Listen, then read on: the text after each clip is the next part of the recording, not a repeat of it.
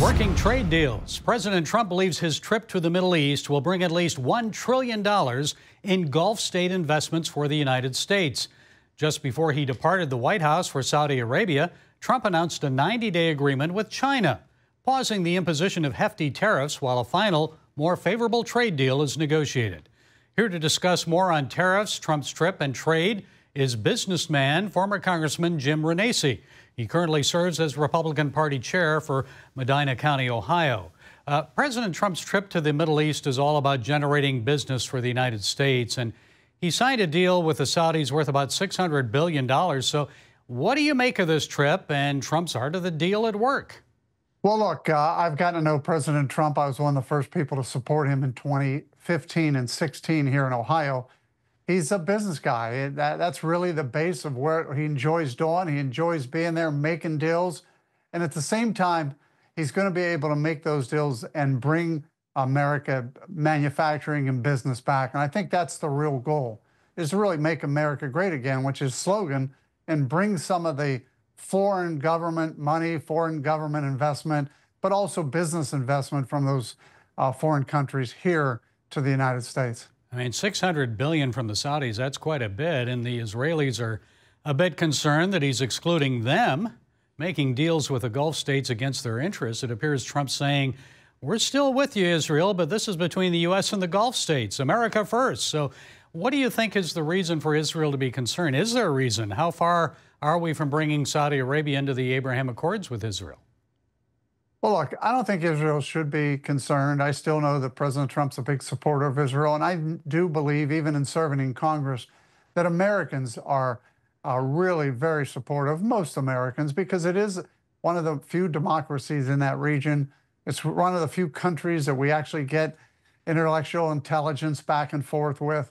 It's a good, solid ally, and I don't think they have any fears, and it's really a business relationship that President Trump is trying to build outside of the relationship we already have with Israel. Well, Trump is optimistic about reaching a final agreement more favorable to the United States. China is still denouncing the United States publicly. President Xi Jinping appears more negative about a final trade agreement. So what do you make of that? Well, that one is interesting. And look, back in 2017, President Trump imposed tariffs on China, and we were able to get some things done with those tariffs. This is a little different. President Trump ratcheted up the numbers. Chinese government said, look, we are not going to stand down, and they ratcheted up their numbers. We actually got them to a point where they're almost embargo states, where we were embargoing product. I mean, it was just too high. I believe both leaders realized neither country could sustain this, so they paused. The question is going to be what can be done in 90 days. I love that President Trump used this to bring them to the table. I do believe that China is being a little bit more tougher this time, and it's going to be interesting to see what we get out of it in the end. But we have 90 days. The markets have looked at this and said, hey, at least we know President Trump is willing to bring the tariffs down, which I think is a real key. We're at a trade war, really, with China, and it'll be interesting to see how this all nets out in 90 days. Well, do you think he's going to stay tough? What do you expect a final deal will look like?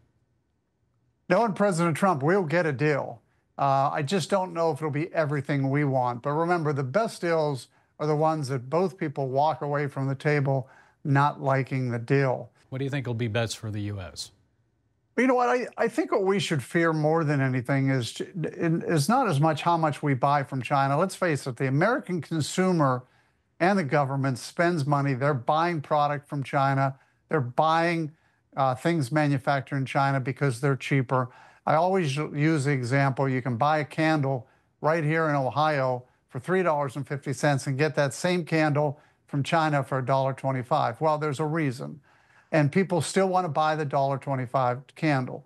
That's not the biggest issue. The biggest issue is our intellectual properties.